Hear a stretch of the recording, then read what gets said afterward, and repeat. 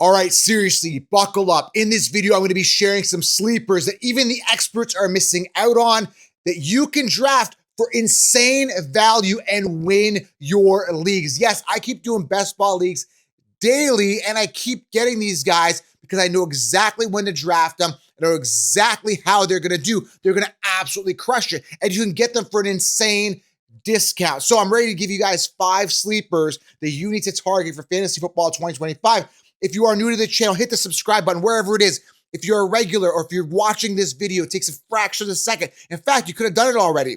Hit the thumbs up, takes a second. Let's get the algorithm pumping here. Helps the channel. This is how I make a living. I don't have a network to back me. I'm doing this independent because that gives me the freedom to say what I want to say and be honest with you. Everyone else is doing cookie cutter rankings and playing it safe. Why do they do that? Because they don't want to be held accountable and basically they just want to play it safe and they don't want you to win your leagues.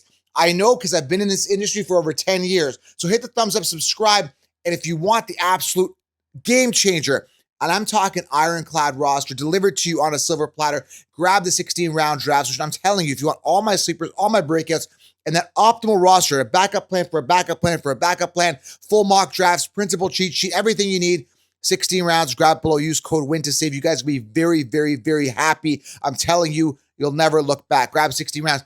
And I'm also doing my my bets as well. If you guys want all my picks, you can get into the early bird special right now for the Counselor's Edge. Get all my picks, get the season pass, against the spread, straight up, props, everything you need, guys. The Counselor's Edge early bird special, all in the links below, okay?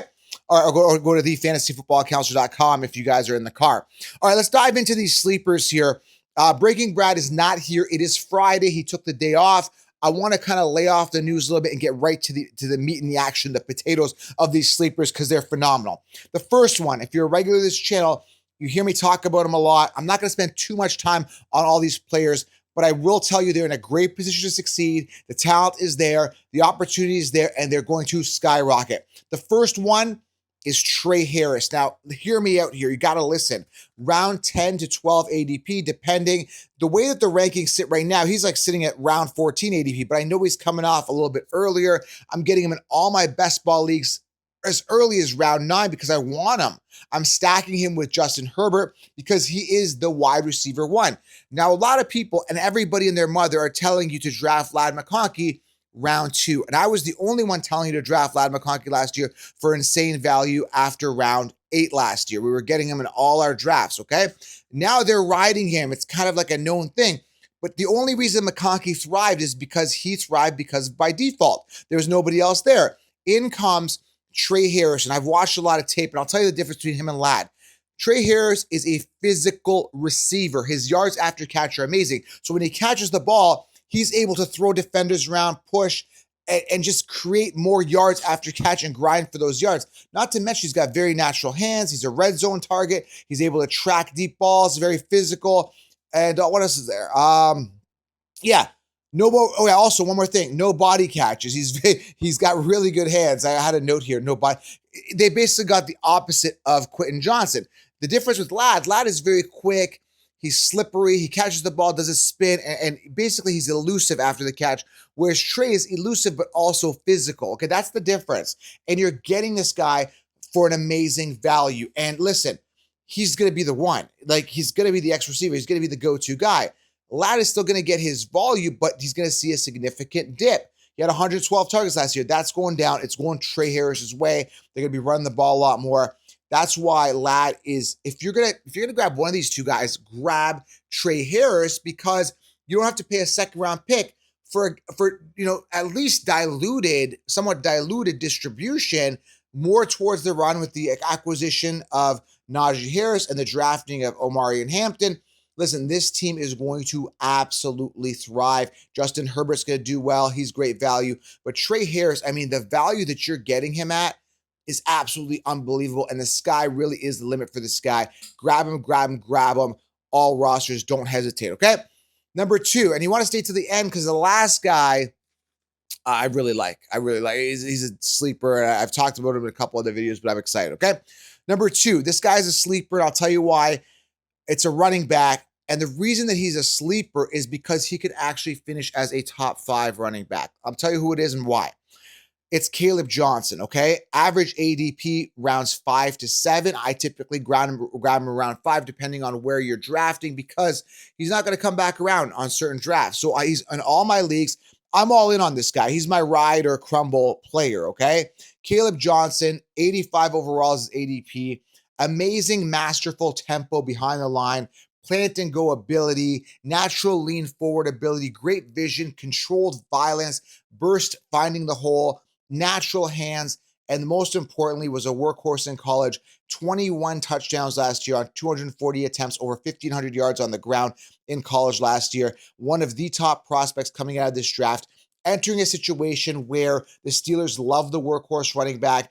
They always feed the made guy, which in this case is going to be Caleb Johnson. Warren is a non-factor. If he was a factor, he would have easily surpassed the crappy Najee Harris. Listen, when you are looking at a team or a depth chart or a fantasy situation, and you see a guy like Warren in a situation where he can't even beat out a guy who's absolute garbage player, then you know that that player is not good. Not to mention, if they really believed in Warren, they wouldn't have even drafted Caleb Johnson. They would have said, hey, let's bring in a guy like Miles Sanders as a backup. We're going to run Warren as our main guy. We don't need another workhorse. No, they drafted Caleb Johnson with intention. And if Najee had 263 attempts last year, I don't see any reason why Caleb doesn't get over 300 attempts on the ground this year. He is the man. Caleb Johnson, all rosters. You're getting an RB1, top 5 potential finisher, and you're getting him in the 7th round or 6th round or 5th, even 5th round. Even 4th round would be a good deal. 3rd round would be a good deal. I'm telling you, Caleb Johnson, all rosters. Do not hesitate to put this player on your team with conviction, okay? Number 3, you could say the last couple of years we're not wowed, and I think years to wow us, we're not wowed is a true statement, although I think the situation is really different here with Calvin Ridley, number 3 here, 72 overall, round 6 picks, absolute upside this year, finished 28th last year, 120 targets, 4 touchdowns, just over 1,000 yards. Now, here's the thing. Now, he's in his 7th season. Remember, he was a first overall pick in 2018. The talent is there. The caliber is there. He's just been playing with crappy quarterbacks his entire career. Now in comes the top prospect that is Cam Ward, super accurate quarterback. And listen, this guy is going to be fed.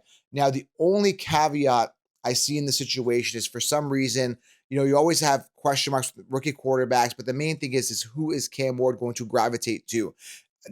Based on the personality of Calvin Ridley, I mean, it's got to be Calvin Ridley. You got to go to the guy that screams, I want the ball. They got Elite Ayamanor. They got a bunch of other receivers, rookies. This is the guy. He's the veteran. He's the guy that's going to be the one. I don't see any other path other than true wide receiver 1, and you're getting him for an absolute value in the 6th round.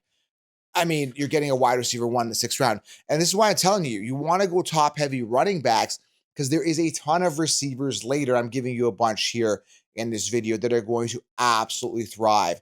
And Calvin Ridley could be one of them. Now, could he bust? Yeah, but look at this, okay? Let me put this in context for you. 120 targets with crappy quarterback play last year. This year, he's honed in with a quarterback. They want to make their franchise quarterback, and they want to feed him, right? A guy like T. Higgins peaks at 109 targets, which is 10 less than Calvin Ridley last year with crappy quarterback play. So if Higgins has 109 targets and is being drafted in round 2, doesn't it make logical sense that Calvin Ridley, who had 120 targets last year, is now set to actually step up, and you're getting him round 6? Do you see the insane value? Do you see what the sheep aren't seeing? And the thing is, these guys, you can grab them. You just got to anticipate when to grab them, right? And you just got to make a decision to balance that roster out. So Calvin Ridley, love him, insane value, okay? I got 2 more here for you, including a bonus one, because the 5th guy here, it's kind of a 2-part. You want to stash both of them, okay? If you are new, subscribe. If this is making sense, hit the thumbs up and grab 16 rounds, okay? Let's go to the next one. Is round 4 to 5 is ADP of his counterpart, but Rashid Shaheed's the one I'm talking about. Round 10 ADP. Last year had a knee issue, had a meniscus tear, surgery, whatever it is. He's fully healed up, heading into his 4th season. Rashid Shaheed is a speedster, and they got this new quarterback. I call him Shruff. It, they call them different. I pronounce things how I see them. Either way, it's a rookie quarterback. That's kind of the only knock to what's going on there in New Orleans. Now, even Olave, right? He's one concussion away from a career-ending injury, but he's value around 4 to 5 for a wide receiver one.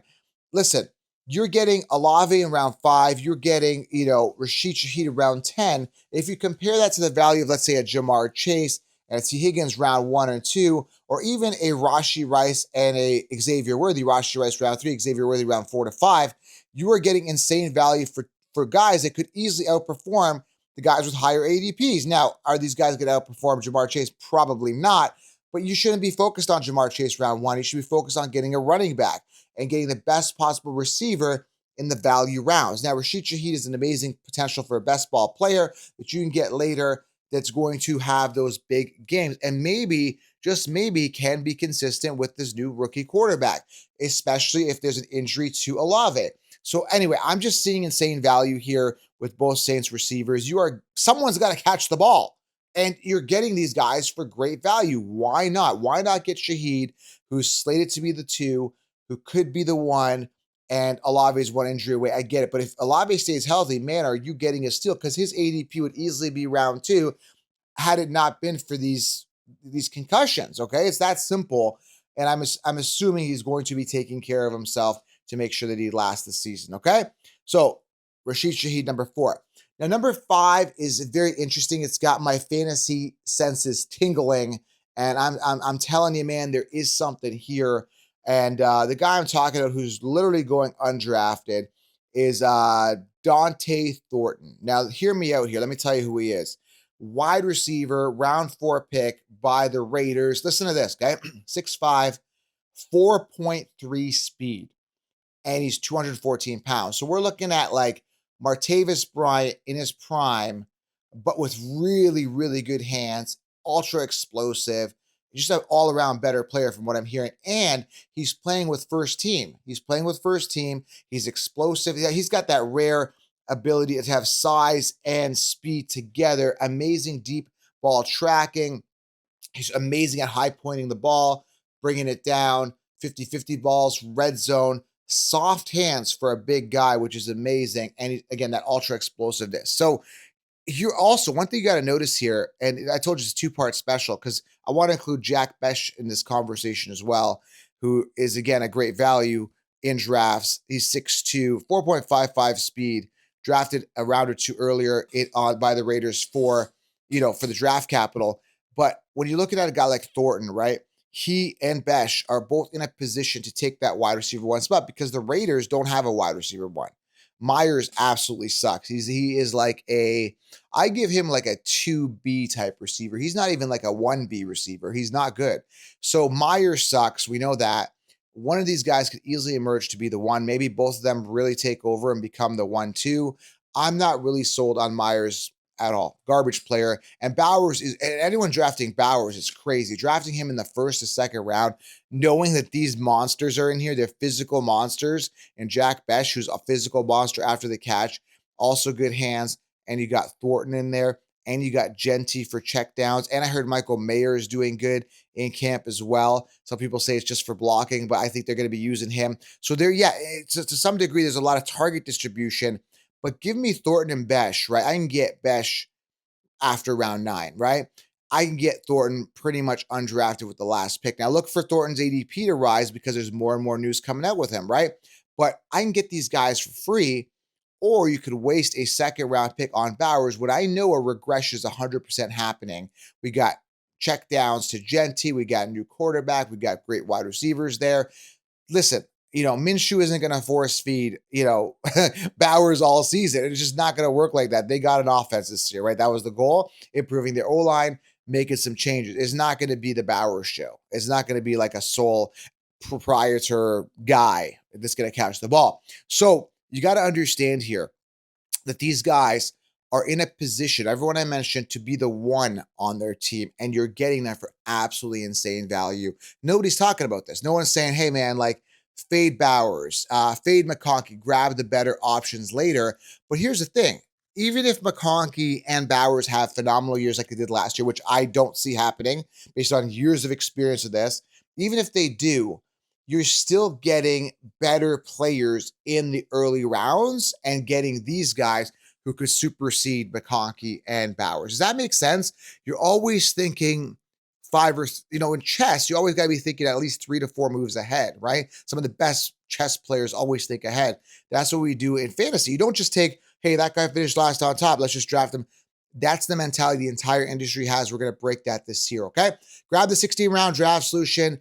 Draft these players for the right value. Make sure they're on your rosters. Man, I love Caleb Johnson. But man, it's going to be exciting. Secure the solution and hit the thumbs up, all right? Daily content coming your way. Sorry, Breaking Brad was off today. We'll get him back on the next show Monday. I'll try to do something on the weekend here as well for content. I try to take the weekends off, spend time with the family, but I'll try to get a show in here for you, okay? Subscribe, thumbs up. Have yourself a great day and massive, insane value. Draft these guys. Let the sheep sleep. Talk soon.